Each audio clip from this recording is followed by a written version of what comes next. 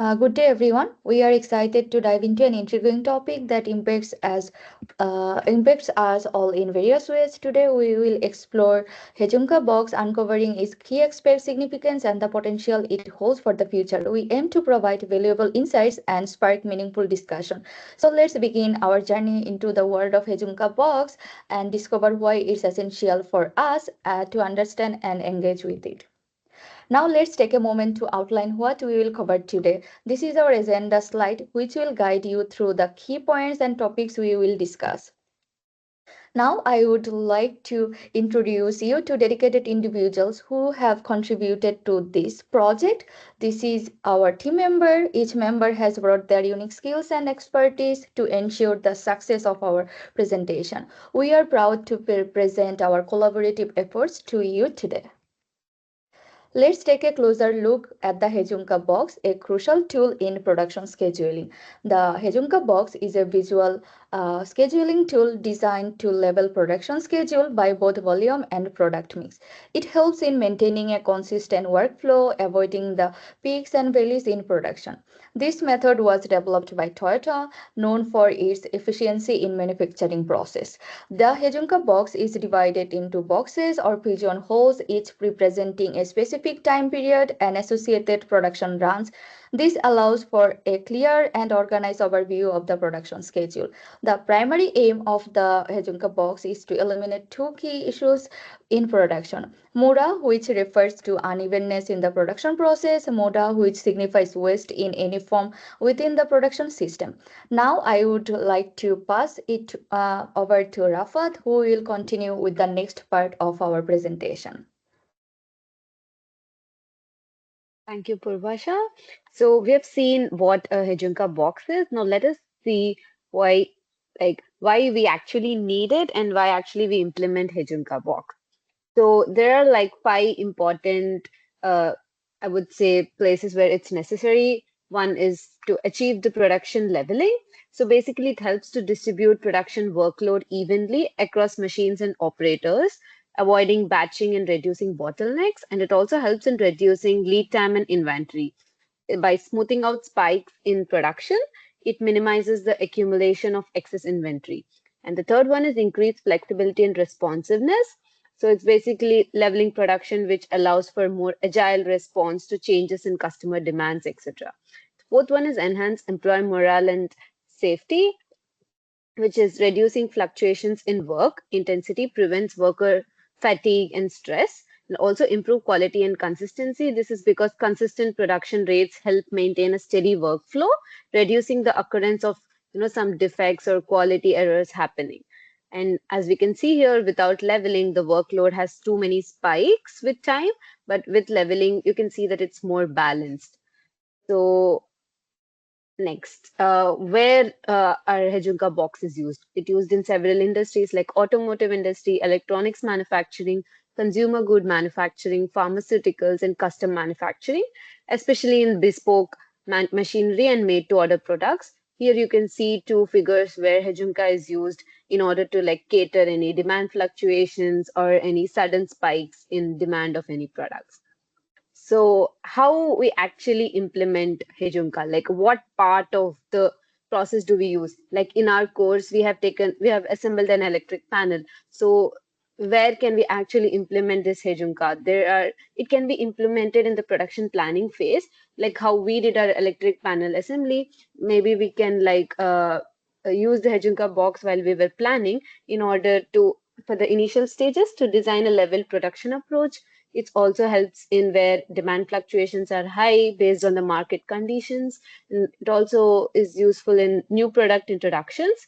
This is basically when new products are introduced into existing production lines, and also for scaling operations, because uh, this always helps in upper down to meet seasonal demands, and it also helps in continuous improvement initiatives. So basically, when we implement Heijunka, we always use it alongside other lean tools such as Kanban, 5S, and just in time to optimize the manufacturing efficiency.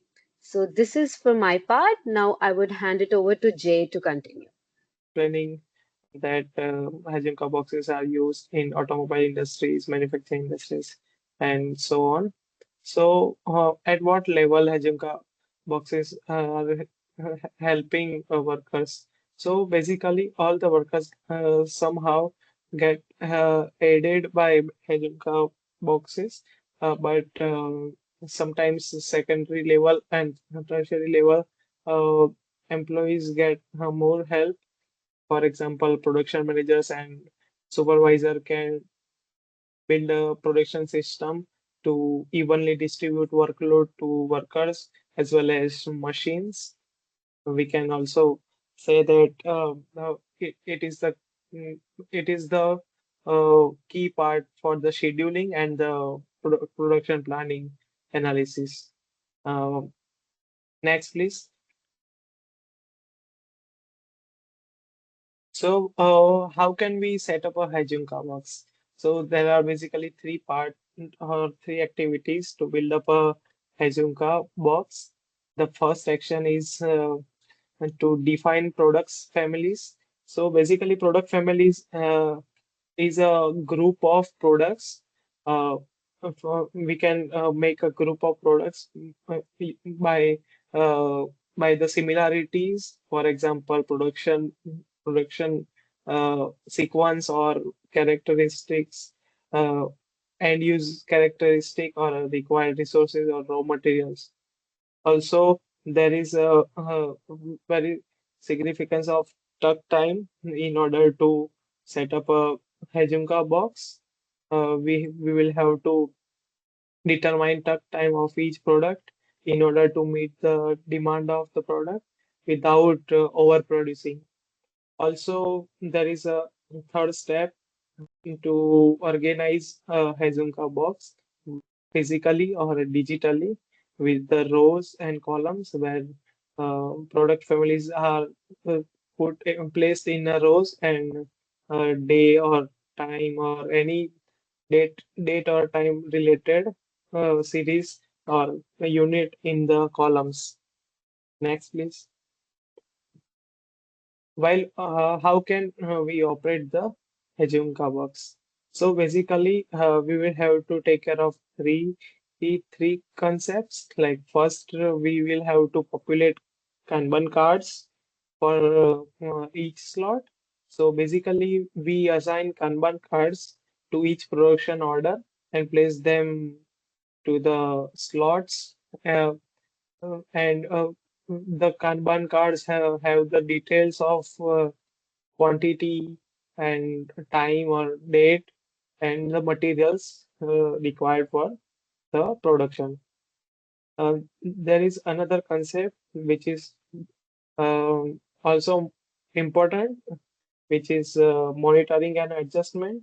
We will have to continuously monitor and adjust the Heijunka box as per to maintain the effectiveness of the and importance of the Heijunka box.